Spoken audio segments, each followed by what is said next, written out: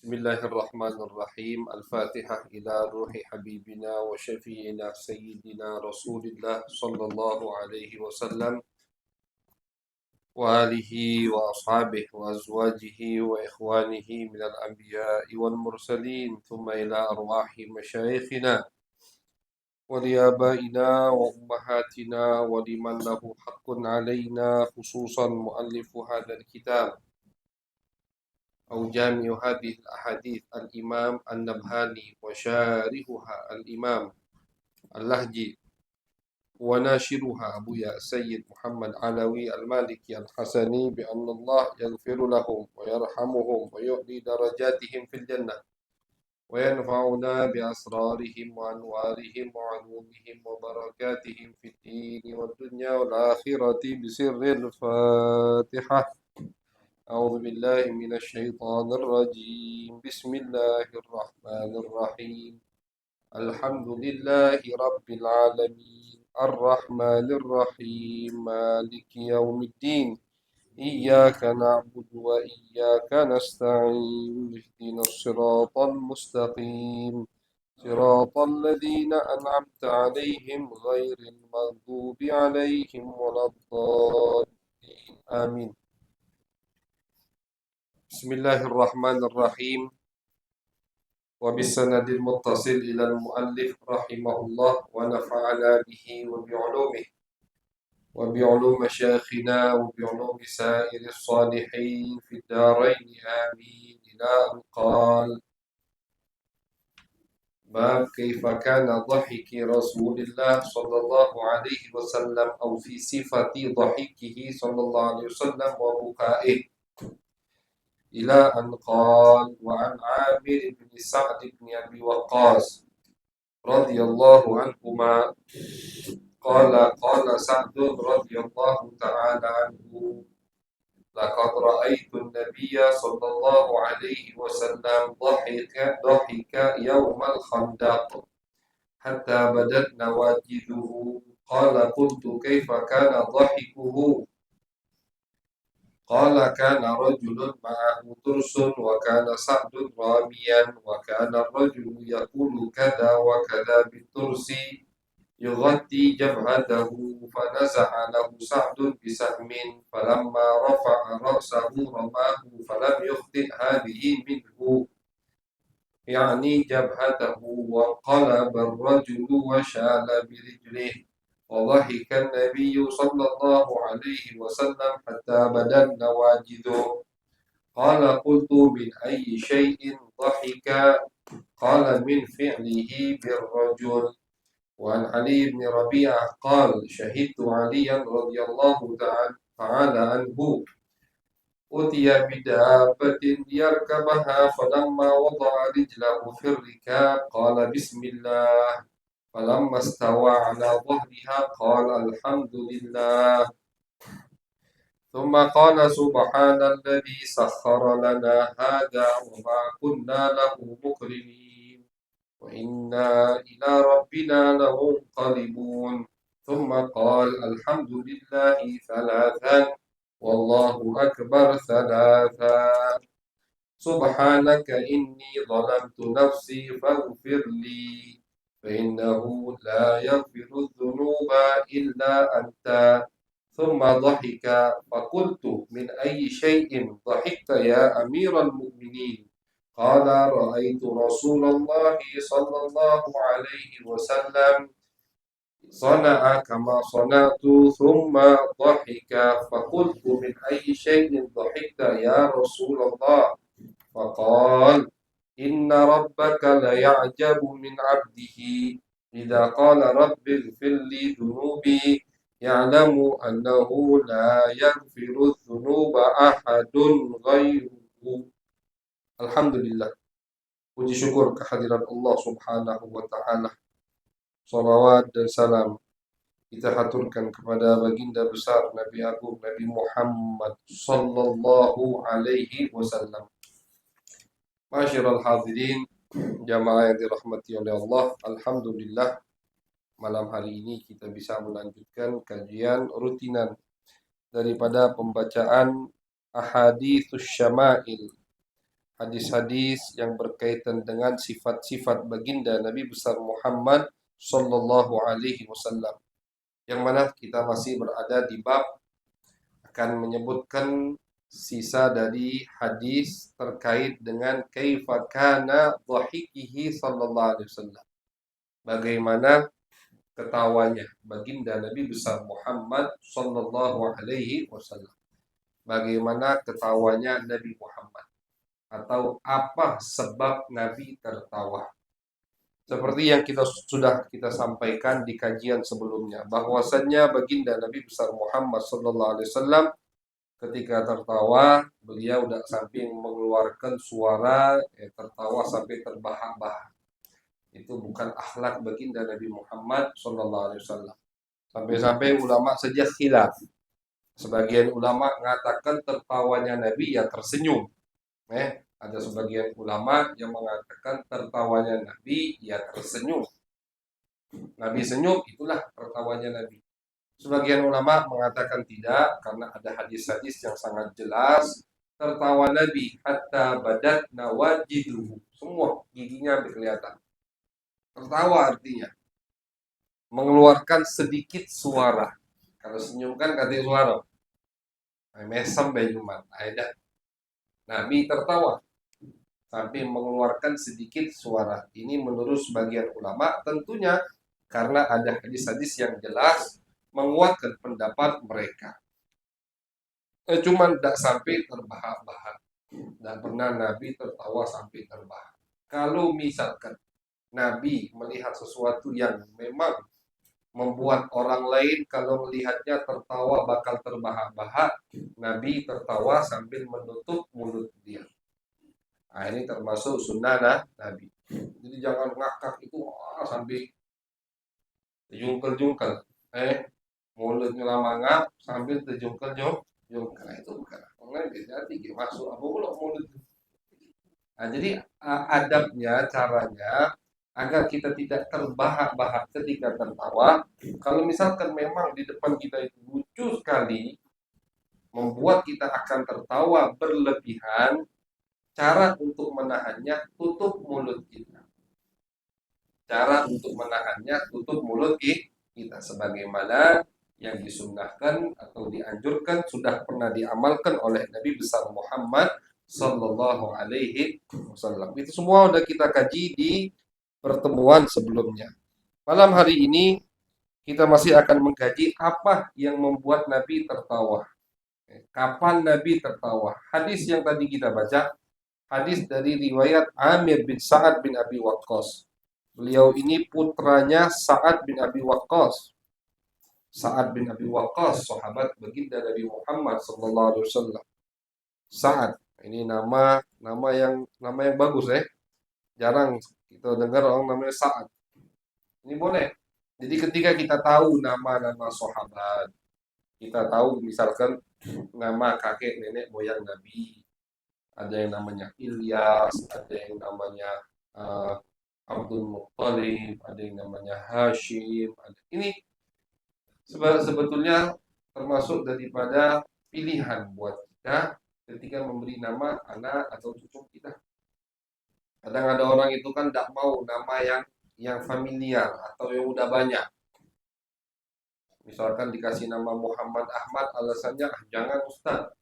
Lah banyak nama Muhammad, lah banyak nama Ahmad. Akhirnya dia kasih anaknya nama yang tidak jelas atau minimal yang tidak ada artinya. Misalkan nama kita udah seperti itu, ya sudah, jangan dilanjutkan ke anak kita, jangan dilanjutkan ke cucu kita. Rubah nama mereka dengan nama yang baik.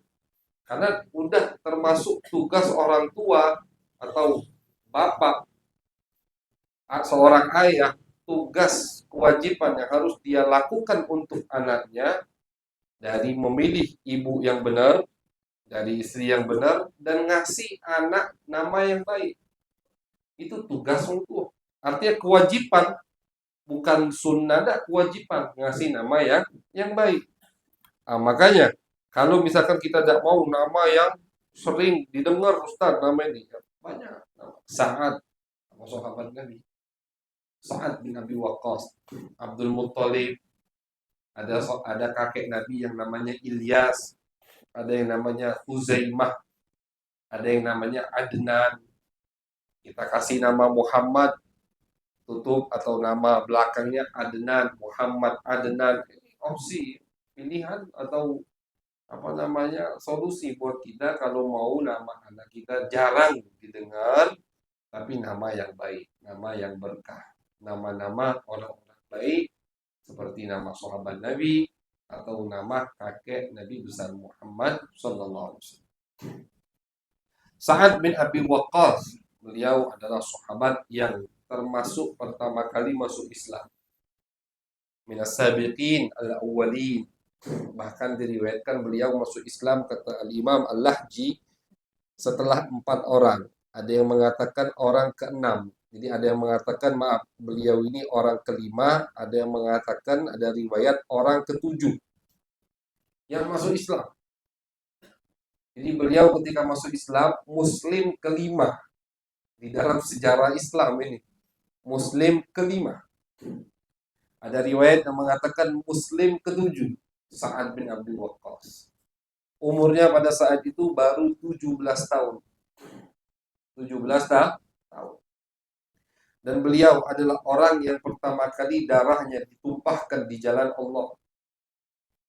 Disebutkan dalam kitab sejarah ketika masih di Mekah ini Nabi, mereka para sahabat yang ingin melaksanakan ibadah sholat ketika di Mekah itu sembunyi. Kenapa mereka tidak bisa melakukannya di rumah? Karena kalau di rumah sahabat itu banyak yang masuk Islam, ada bapaknya masih musyrik, ada yang adiknya masih musyrik, ada yang pamannya musyrik. Jadi kalau mereka melaksanakan ibadah sholat berjamaah di rumah ketahuan. Sedangkan Nabi, mereka bukan pengecut. Sahabat tidak pengecut menyembunyikan Islam karena penakut. Tidak, memang itu perintah dari Allah, perintah dari Nabi. Untuk menutupi keislaman mereka, jangan terlalu frontal atau terlalu belak-belakan, terang-terangan. Jangan. Diam-diam dulu. Nah, makanya mereka setiap mau sholat berjamaah janjian ketemu di lembah ini misalkan. Keluar dari kota Mekah. Kita sholat di lembah ini misalkan, ini lembah punya dia, punya Sa'ad, udah. Besok kita sholat berjamaah zuhur, asar di lembah ini. Kumpul muslim-muslim yang mau sholat berjamaah. Kumpullah mereka. Dan taunya ketahuan sama kelompok musyrikin Mekah. Akhirnya terjadilah perkelahian di situ. Lempar-lemparan batu. Ketahuan akhirnya. Di antara yang ketahuan lagi sholat Sa'ad bin Abi Waqqas. Dan beliau terkena batu sampai keluar darah. Darah pertama yang ditumpahkan di jalan Allah. Darahnya Sa'ad. Ini darah yang pertama kali ditumpahkan dalam sejarah Islam untuk di jalan Allah adalah darahnya Sa'ad bin Abi Waqqas. Wa awwalu man rama bisahmin fi sabilillah. Beliau ini terkenal orang yang sangat ahli memanah. Terkenal sangat ahli memanah. Dan beliau pertama kali orang yang memanah di jalan Allah. Pertama kali yang memanah di jalan Allah Sa'ad bin Abi Waqqas. Ketika Nabi utus, ini tentu kejadiannya setelah hijrah. Setelah hijrah ke Madinah, Nabi utus sebagian dari sahabat. Sebelum peperangan Badar ini terjadi, akhirnya ketika diutus sama Nabi terjadilah adu senjata. Sa'ad pertama kali yang memanah. Dalam sejarah Islam, pertama kali anak panah dikeluarkan dari busurnya Sa'ad bin Abi Waqqas. Jadi orang kelima atau orang ketujuh yang masuk Islam. Orang Muslim pertama kali yang menumpahkan darahnya di jalan Allah. Muslim yang pertama kali memanah di jalan Allah. Ini awaliyah Sa'ad. Pertama atau sejarah terkait pertama kali yang dilakukan oleh Sa'ad atau Sa'ad orang yang pertama kali melakukannya. Wa kana mujabat dakwah. Beliau terkenal doanya sangat cepat diijabah sama Allah. Di ada hadis kata Nabi besar Muhammad SAW, Allah itu memberikan sebagian hambanya kelebihan, keistimewaan, yaitu mujabud dakwah. Wa in kana min ummati fasa'al. Kata Nabi, kalau ada pemberian tersebut, keistimewaan tersebut Allah berikan kepada salah satu dari umatku, maka dia sah. Ini Nabi ngomong, orang itu adalah sah. Makanya doanya cepat diijabah, langsung. Istilahnya kelihatan betul, spontan, langsung diijabah doanya sama Allah. Doa Sa'ad bin Abi Waqqas. Beliau panglima perang yang menjatuhkan kerajaan Persia di zaman Khalifah Umar bin Khattab. Di zaman Khalifah tidak pernah atau jarang ikut perang, apalagi yang jauh-jauh. Karena Khalifah tugasnya di ibu kota, ngatur tentara pasukan dari ibu kota. Ketika mau sahabat di zaman Sayyidina Umar mau menyerang kerajaan Persia, sebetulnya awal mula penyerangan sahabat kepada kerajaan Persia itu sudah diawali di zaman Sayyidina Abu Bakar As-Siddiq. Jadi Sayyidina Abu Bakar itu, ini sejarahnya ya, setelah beliau jadi khalifah, beliau fokus ke Jazirah Arab dulu, yang murtad diperangi, yang tidak mau patuh diperangi. Sehingga Jazirah Arab sudah berkumpul di satu komando Abu Bakar As-Siddiq. Nah, baru kata Sayyidina Abu Bakar, udah, sekarang kita udah bersatu lagi, Jazirah Arab. Nah, dia banyak tuh yang murtad dari kabilah ini, makanya ada Musailamah Al-Kadzab diperangi. Terakhir ngelawan Musailamah Al-Kadzab di Bani Hanifah, tempat yang bernama Al-Yamamah, terkenal dengan tragedi Yamamah atau peperangan Al-Yamamah. Siapa yang dilawan di situ? Musailamah Al-Kadzab. Termasuk peperangan yang sangat sengit. Banyak dari hufal Al-Quran, penghafal Al-Quran dari sahabat yang meninggal dunia di peperangan tersebut. Selesai, akhirnya kata Sayyidina Abu Bakar, ayo kita mulai menyerang Persia.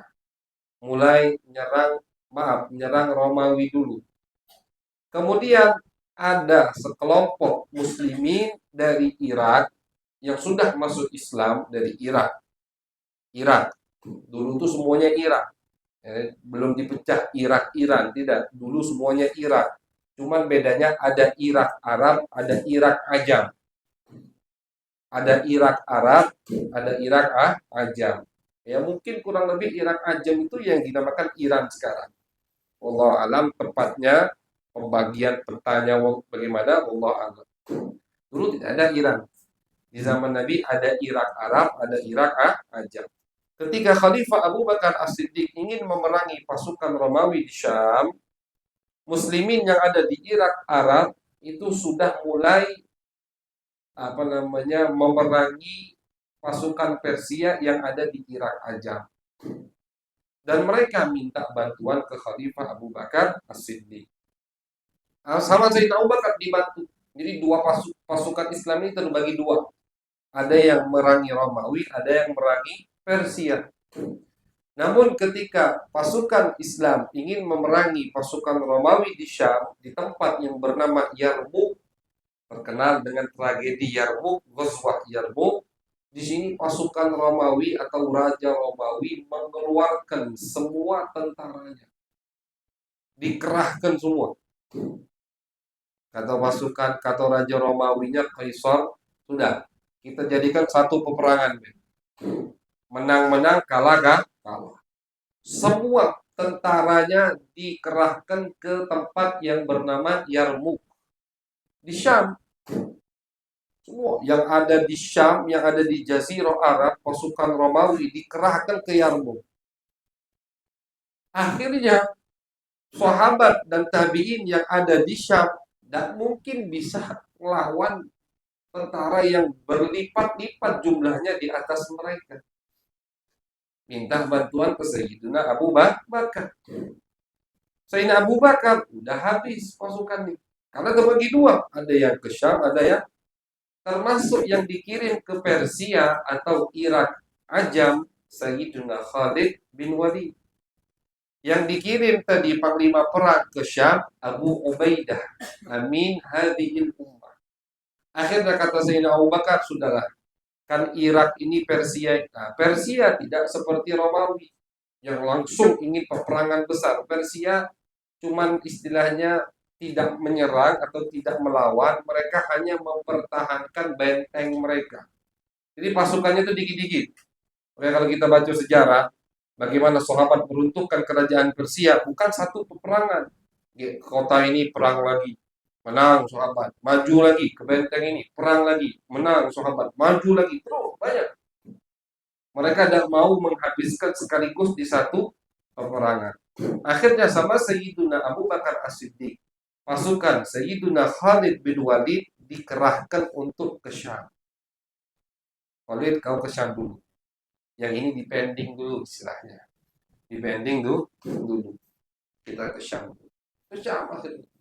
Nah, itulah terjadi peperangan Yarmuk. Itu saja udah dibantu sama pasukan Khalid. Jumlah semua pasukan Islam cuma 25.000 sampai 30.000. Sedangkan pasukan Romawi 300.000. Ini udah digabungkan. Masih 10 kali lipat kurang, 10 kali lipat lebih di atasnya. Apalagi sebelum digabungkan. Makanya jangan, sahabat pengecut, berarti ini sudah hebat nih. 330.000, hampir 30.000 melawan 300.000. Satu peperangan. Yarmuk kalah Romawi, Syam bersih dari Romawi, sudah disucikan dengan agama Islam. Cuma satu peperangan. Nah, di tengah peperangan Yarmuk, Sayyidina Abu Bakar As-Siddiq meninggal dunia. Di tengah peperangan Yarmuk. Belum selesai. Karena beberapa hari kan, perangnya bukan sehari. Naiklah khalifah Sayyidina Umar bin Khattab. Sayyidina Umar jabat jadi khalifah, Syam berhasil disucikan oleh sahabat dan tabi'in. Baru setelah itu difokuskan pasukan ke Irak. Sayyidina Umar ingin keluar sendiri. Atau Sayyidina Umar, aku panglimanya sekalian langsung ikut jihad. Sahabat semua jiwanya itu jiwa mujahid. Ditahan sama sahabat-sahabat yang lain. Jangan khalifah.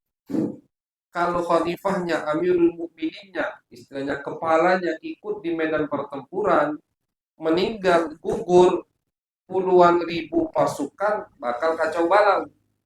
Jangan. Cukup kau lantik panglima. Kalau panglimanya gugur, ganti panglima lagi. Kau tetap mengatur dari Madinah dan keberanian sahabat tidak dol. Kata Sayyidina Umar, siapalah kita kirim musyawarah. Jatuhlah kepada Sa'ad bin Abi Waqqas.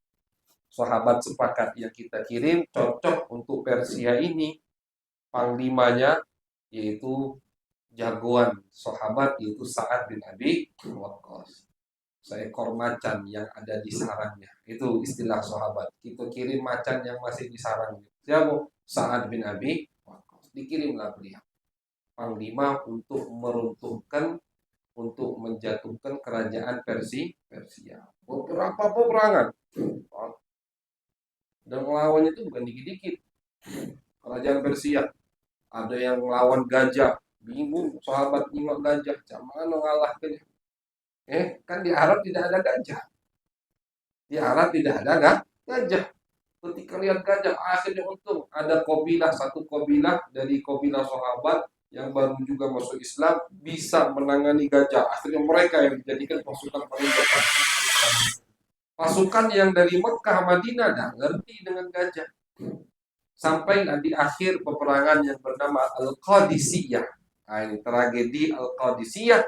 Disitulah terakhir istilahnya runtuhnya kerajaan Persia di tangan panglima perang Sa'ad bin Abi Waqqas. Nah, jadi beliau yang meruntuhkan, menghancurkan kerajaan Persia. Sehingga beliau amirnya, beliau panglimanya, beliau jadi gubernurnya. Dari situlah Sa'ad tinggal di Irak. Irak. Abu Ubaidah di Syam sampai wafat. Sa'ad di Irak sampai wafat. Jadi beliau tinggal di Irak.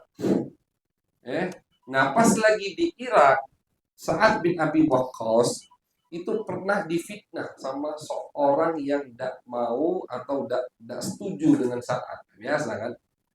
Pemimpin dari dulu pasti ada yang tidak setuju. Ya, tidak ada pemimpin semua rakyatnya setuju, semua rakyatnya pro, pasti ada yang kontra. Ini sahabat baik, ada yang tidak setuju. Jadi jangan ngarep jadi pemimpin, oh semuanya setuju, mustahil itu. Ridhon nas ghayatun la tudrak, kata al-Imam Asy-Syafi'i. Semua manusia suka sama kita itu angan-angan cita-cita yang tidak bakal kamu dapatkan. Cobalah jadi siapa uang yang disetujui oleh semua orang. Nabi saja Abu Jahal benci sama Nabi. Walaupun kafir, musyrik, tapi ada orang yang tidak suka sama Nabi. Sahabat juga begitu, ulama juga begitu. Sehebat apapun ulama, Syafi'i di mata kita luar biasa. Ada yang tidak suka dengan Imam Asy-Syafi'i, mengkritiki Imam Asy-Syafi'i. Imam Bukhari luar biasa. Ada yang mengkritiki Al-Imam Bukhari. Nah, jadi semua orang suka sama kita itu khoyalan cuma dalam mimpi. Itu pun kalau kita mimpi itu. Itu cita-cita yang tidak bakal bisa kita dapatkan. Makanya kata ulama, hiduplah untuk mengejar ridhonya Allah, ridhonya Nabi, ridhonya guru, ridhonya orang tua. Itu yang bisa kita dapatkan. Ridho Allah, ridho Nabi, ridho guru, ridho orang tua. Wah, kalau kita dapatkan 4 ini, wah sudah pasti kita orang yang bahagia di dunia dan di akhirat. Kalau dapat 4 ridho ini, bisa kita dapat, bisa kita dapat. Sahabat dapat ridhonya Allah, radhiyallahu anhum wa radu an. Kita bisa dapat ridhonya Allah. Di akhir surat Al-Bayyinah Allah katakan yang beriman, dari kalimat khasyiyah rabbah, yang takut sama Allah, khasyiyah, mereka lah yang dapat ridhonya Allah. Dapat ridho Allah, dapat ridho Nabi. Ridho Nabi dapat, ridho guru, orang tua juga kita dapat. Nah ini cita-cita kita. Ini cita-cita tujuan hidup ulama, yaitu mendapatkan keridhaan Allah, keridhaan Nabi, guru, masyayikh, dan orang tua. Keridhaan orang lain, masa bodoh. Nggak usah diagui. Harus cuek kita. Ada orang yang caci, yang mengkritiki, tidak mengurangi duit kita, tidak buat kita lapar. Yang buat kita lapar, telat makan, buat kita lapar. Tapi ocehan orang, omongan orang, tidak buat kita lapar. Cacian tidak buat kita lapar, pujian tidak buat kita kenyang. Makanya harus sama pujian dan cacian orang. Ada orang puji kita, jangan senang. Ada orang caci kita, jangan sedih, jangan susah, sama. Al-Habib Umar bin Abdurrahman Al-Attas, beliau mengatakan, sama di mataku orang yang meludahiku dan yang mencium kakiku. Di mataku sama. Ada orang misalkan saking bencinya meludahi aku. Dan satu lagi, ada orang saking yakinnya sama aku, nyium-nyium kaki aku. Itu di mataku sama. Artinya tidak bergerak sedikit pun. Tidak benci, tidak benci dengan orang yang meludahi, tidak senang dengan adanya orang yang mencium, sama. Kenapa? Karena tidak mengangkat derajat kita. Keridhaan Allah lah yang kita inginkan. Nah, Sa'ad bin Abi Waqqas ini ada yang tidak demen dengan beliau, tapi caranya jahat, menyebarkan kabar hoax. Jadi hoax itu sudah ada juga dari dulu. Cuman istilahnya di zaman kita sekarang, zaman milenial ini hoax. Kalau dulu kabar palsu, hadis maudhu, itu kan hoax semua. Tapi parah ini hoaxnya. Datang dia ke Amirul Mukminin Umar bin Khattab, terkenal Umar, Sayyidina Umar bin Khattab, setiap ada aduhan, ada syakwa, pengaduan terkait umaroknya, gubernur yang beliau lantik, wah itu beliau ketatnya Karena beliau berpendapat, berkeyakinan apa yang dilakukan oleh gubernurku, oleh amirku, itu semua tanggung jawabku. Kalau mereka zalim, aku yang dihisab. Nah, ini yang dipikirkan oleh Sayyidina Umar. Siapa yang lantik gubernurnya? Aku. Berarti kalau dia zalim, aku yang dihisab. Makanya kalau ada aduan macam-macam tentang gubernurnya, dipanggil sama Sayyidina Umar. Nah, ini orang ngadu ke Sayyidina Umar, bohong semua. Dengan 3 tuduhan. Apa tuduhan pertama? Kana la yasiru bisariyah. Atau orang yang ngadukan saat ke Sayyidina Umar ini, wahai Khalifah Amirul Mukminin Umar, gubernurmu saat itu tidak benar. Kenapa kata Sayyidina Umar? Pertama, dia itu tidak pernah ikut syariah, tidak pernah ikut jihad. Nah, duduk manis di istananya. Tidak pernah betul. Tidak pernah ikut pasukan Islam ketika ingin melakukan jihad terus berlanjut. Ya, bukan Persia runtuh selesai, tidak terus. Terus berlanjut. Jihad fisabilillah di zaman Sayyidina Umar. Saat tidak pernah ikut. Nerimo hasil deh. Itu tuduhan pertama. Tuduhan kedua, wala yaqsimu bisawiyah. Saat ini tidak pernah adil kalau bagi rampasan perang. Kalau bagi istilahnya bantuan BLT, tidak pernah adil. Yang dikasih itu yang dekat-dekat sama dia. Yang seperti kami tidak sampai bantuan dia. Tidak adil pokoknya dalam pembagiannya. Tuduhan parah ini. Yang kedua. Yang ketiga, wala ya'dilu fil qadiyah, juga tidak adil ketika menjadi qadi, memutuskan satu perkara. Artinya nerima suap. Kalau yang ribut 2 orang, yang si A ini teman dekatnya atau baik sama dia, ngasih hadiah, dimenangkan kasusnya. Yang ini dikalahkan, dipenjarakan, dihukum. Tuduhan berat-berat. Sayyidina Umar marah. Tapi beliau tidak langsung marah. Beliau tabayun dulu.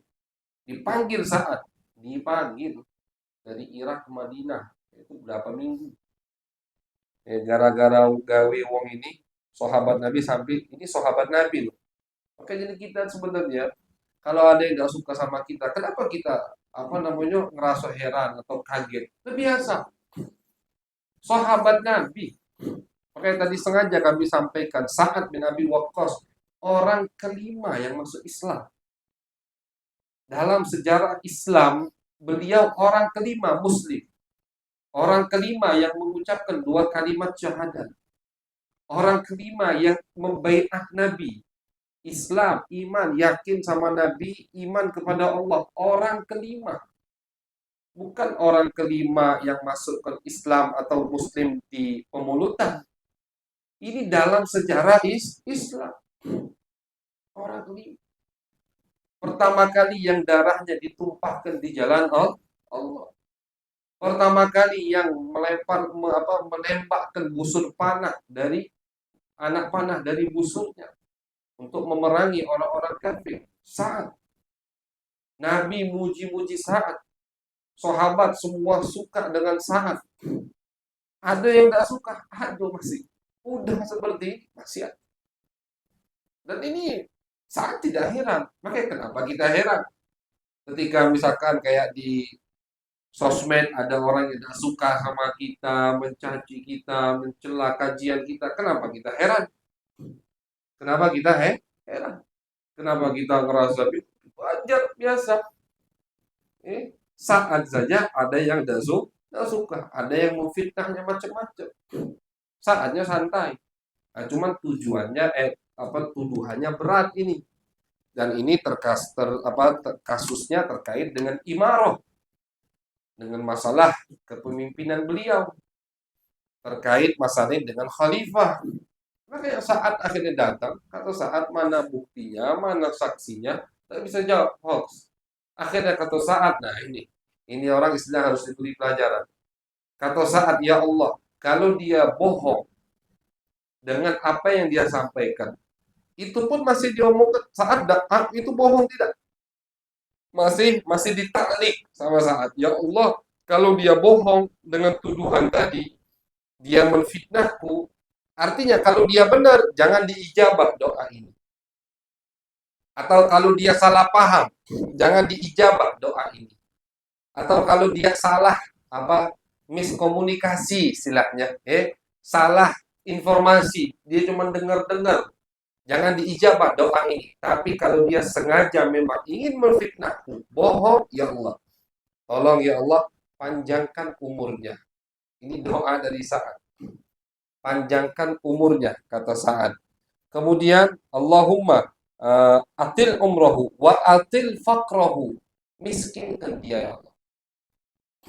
Panjang umur bukan kaya, atau panjang umur lemah, masih hidup seger. Nah, panjangkan umurnya, miskinkan dia, wa'arridhu bil fitan, dan beri dia fitnah, cobaan. Fitnah sini maksudnya maksiat. Cobaan. 3 doa. Kan tadi 3 tuduhan. Dibalas dengan 3 doa.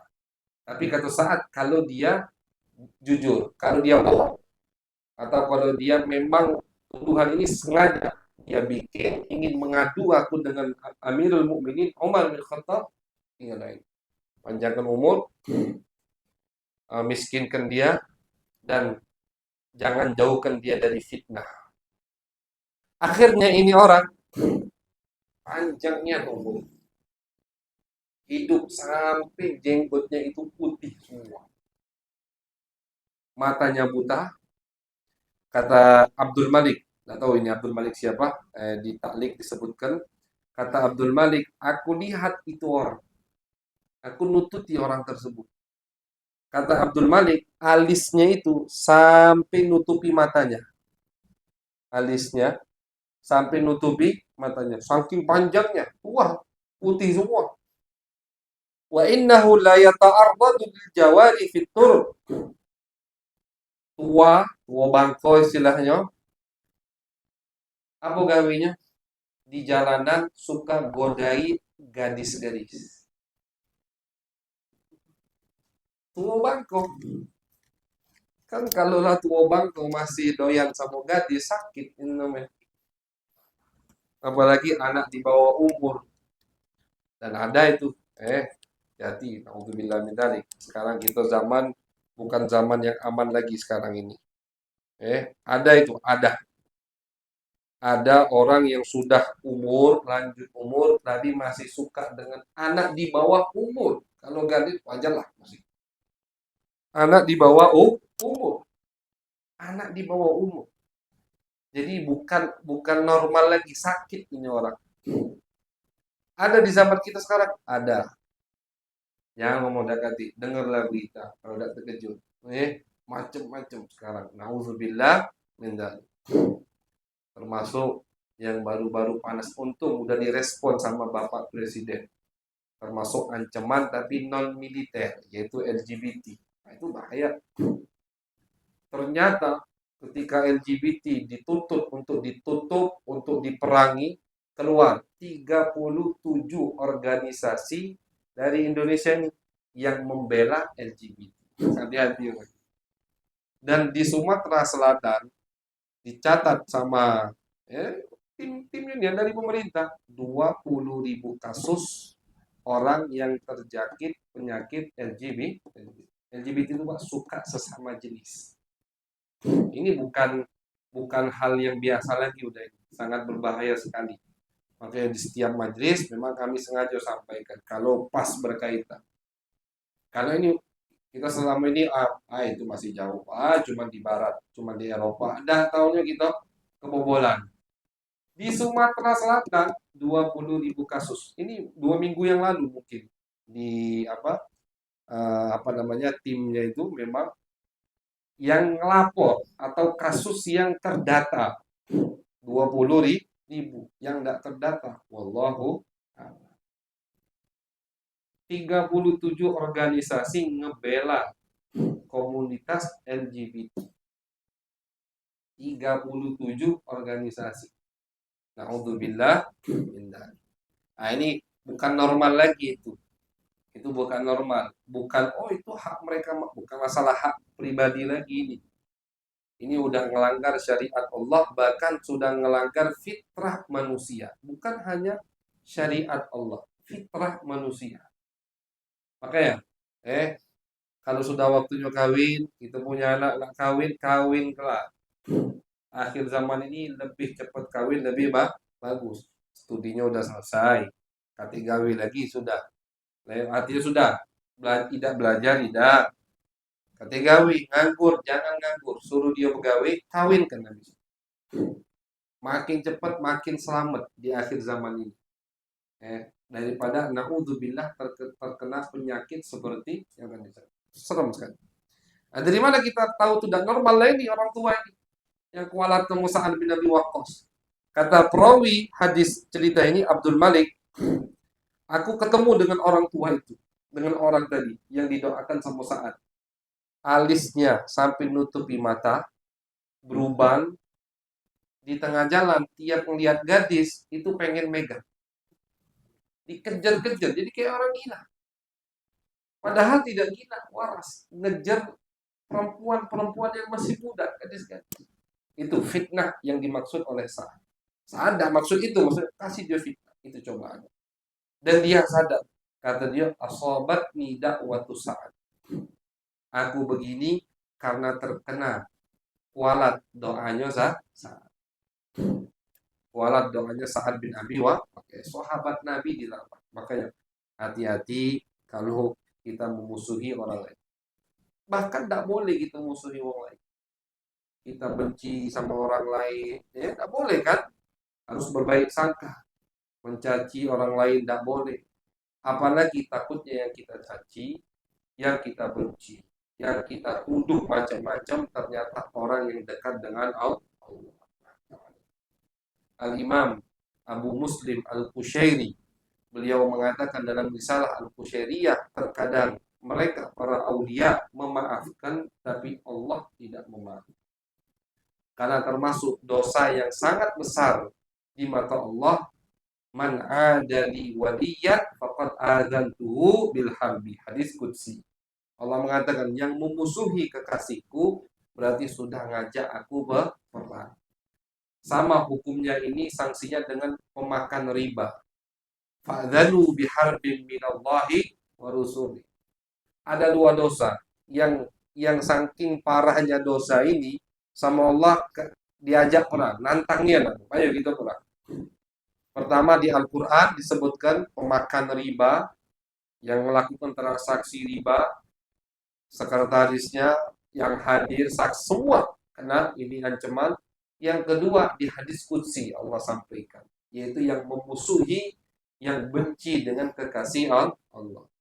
Lah Ustaz, amin, kita tidak tahu mana kekasih Allah, mana bukan. Artinya apa? Jangan benci sama siapapun. Maka ada penyair yang mengatakan, wa kullu lailatin fa'tak wa kullu fata fa'takid annahu al-khadira wa kullu lailatin fa'takid annaha lailatul qadri. Setiap malam harus kamu meyakini malam ini malam Lailatul Qadar. Artinya apa? Di bulan Ramadan biar kita tiap malam giat untuk beribadah. Yakini, oh malam ini Lailatul Qadar. Besok, oh malam ini Lailatul Qadar. Biar apa? Biar ibadahnya itu full 1 bulan. Bukan cuma di malam ganjil di akhir Ramadan. Dan setiap kamu ketemu dengan orang, yakini orang itu adalah Nabi Khidir. Nabi Khidir kan bisa nyamar. Kalau misalkan kita ketemu Nabi Khidir, tidak mungkin kita caci, kita maki, kita benci. Pasti minta doa, minta berkah. Setiap ketemu orang, mungkin ini Khidir. Artinya, husnuzon kepada semua orang. Maka kita akan selamat. Takutnya kita benci, buruk sangka dengan satu orang, ternyata orang tersebut kekasih Allah. Mereka tidak mungkin benci. Mereka tidak mungkin dendam. Tidak mungkin. Namanya kekasih Allah. Tidak mungkin jadi wali kalau masih sedih ketika ada yang membencinya. Itu berarti tadi ngejar ridho manusia. Ketika jadi wali, siapa wali? Wali itu orang yang tidak senang dengan pujian orang, dengan tidak sedih dengan cacian orang. Karena yang mereka lihat hanya Allah. Yang mereka inginkan hanya keridhaan Nabi, orang tua, keridhaan guru. Itulah wali. Berarti ada yang mencacinya, ada yang memujinya, tidak peduli, tidak dianggap sama mereka. Nah, cuman kata tadi Al-Imam Al-Qushairi dalam kitab Risalah Qushairiyah, beliau mengatakan cuman Allah yang tidak diam, Allah yang murka ketika ada kekasihnya yang diganggu sama orang lain. Makanya hati-hati dalam berperilaku, hati-hati dalam berucap kata, hati-hati dalam lintasan pikiran kita. Jaga baik, selalu berbaik sangka, husnuzon kepada setiap orang yang kita temukan. Nah ini kualat dengan doa dengan Sa'ad bin Abi Waqqas, sehingga beliau Sa'ad bin Abi Waqqas mendoakan orang tersebut dan doanya diijabah sama Allah. Sa'ad bin Abi Waqqas radhiyallahu taala an, beliau tidak ikut fitnah, artinya beliau kan sempat terjadi cekcok antara sahabat setelah wafatnya Sayyidina Umar bin Khattab. Beliau tidak ikut-ikutan. Beliau termasuk orang yang termasuk kandidat untuk jadi khalifah setelah Umar bin Khattab. Sayyidina Umar ketika wafat, kata Sayyidina Umar, kandidat khalifah setelahku ada 6 orang. Sayyidina Utsman, Sayyidina Ali, Abdurrahman bin Auf, kemudian Sa'ad bin Abi Waqqas, Talhah bin Ubaidillah, Zubair bin Awwam. 6 orang ini 10 termasuk 10 sahabat yang dipastikan masuk surga. Sayyidina Abu Bakar sudah meninggal, Sayyidina Umar sudah meninggal, Abu Ubaidah meninggal di zaman Sayyidina Umar. Ada Sa'id bin Zaid juga sudah meninggal. Sisa 6. Jadi ketika Sayyidina Umar mau wafat, dari 10 sahabat dan semuanya Quraisy, karena memang khalifah harus dari Quraisy. Hadis dari Nabi, al-a'immatu min Quraisy. Kata Nabi, yang namanya khalifah harus Quraisy. Kenapa? Karena Quraisy yang paling disegani sama seluruh kabilah Arab. Makanya Ansor pun orang Madinah juga kabilah Arab. Mereka orang-orang mulia juga. Cuman masalah khalifah, kalau mereka yang jadi khalifah, yang lain tidak bakal patuh. Kayak kata Nabi dalam hadis, al-a'immatu min Quraisy. Khalifah harus dari Quraisy. Dan ini terus Daulah Umayyah Quraisy, Daulah Abbasiyah selama 5 abad Quraisy. Nah, baru Daulah Utsmaniyah berpindah, bukan Quraisy lagi. Maka khalifahnya itu tidak lama di Daulah Utsmaniyah, hanya 2 abad atau 3 abad. Tapi kalau di Daulah Abbasiyah 5 abad. Khalifah ini bukan sultan, bukan khalifah, Amirul Mukminin, harus dari Quraisy. Nah, 6 yang kandidat jadi khalifah yang disepakati oleh Sayyidina Umar di akhir hayat beliau dari Quraisy. Termasuk di antaranya Sa'ad bin Abi Waqqas. Cuman beliau tidak mau ikut-ikutan. Aku lari dari urusan ini. Termasuk sahabat yang tidak mau jabatan. Istilahnya tidak mau ikut-ikutan, cekcok, ini pokoknya aku i'tazal. Bahasanya i'tazal. Bukan beliau akidahnya Mu'tazilah, na'udzubillah, bukan. Artinya i'tazal, beliau tidak ikut campur urusan politik. Sudah ada yang kandidat yang mumpuni istilahnya, yang idealis, yang luar biasa, Sayyidina Utsman, ada Sayyidina Ali, udah ini cukup kata saya. Aku udah dibutuhkan. Beda ya. Jadi kenapa sahabat-sahabat lari dari jabatan, padahal wajib ada imam, wajib kan ada khalifah, wajibun nasbu imamin adili. Kata Imam Sahib Jauharatul Tauhid, wajib ada khalifah. Nah, kenapa mereka tidak mau? Ya, karena udah ada kandidat yang pantas, yang pas. Tapi kalau tidak ada, mereka akan maju. Kalau tidak ada yang pas, mereka akan maju. Maka ketika Sayyidina Utsman wafat, kenapa Sayyidina Ali maju? Karena tidak ada yang pantas kecuali beliau. Kayak beliau maju. Sayyidina Ali. Bukan gila jabatan. Bukan. Tapi karena memang tidak ada yang pantas lebih dari beliau untuk menjadi khalifah. Sa'ad bin Abi Waqqas merasa, aku udah tertarik, istilahnya juga tidak mau ruwet, tidak mau pusing, ini beban, amanah. Ada kandidat yang memang idealis tadi, sifat-sifatnya sempurna untuk jadi khalifah, diserahkan kepada mereka. Sampailah beliau meninggal dunia, meninggalkan dunia politik.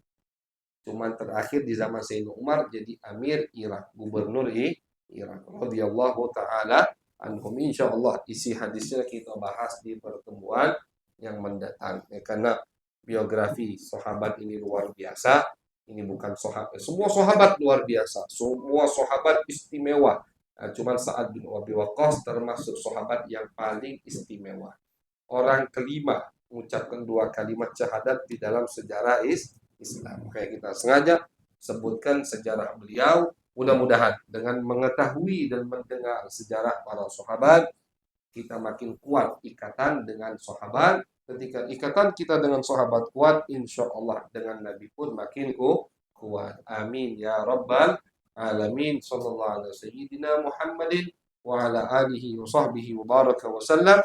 Walhamdulillahi rabbil alamin. Bismillah.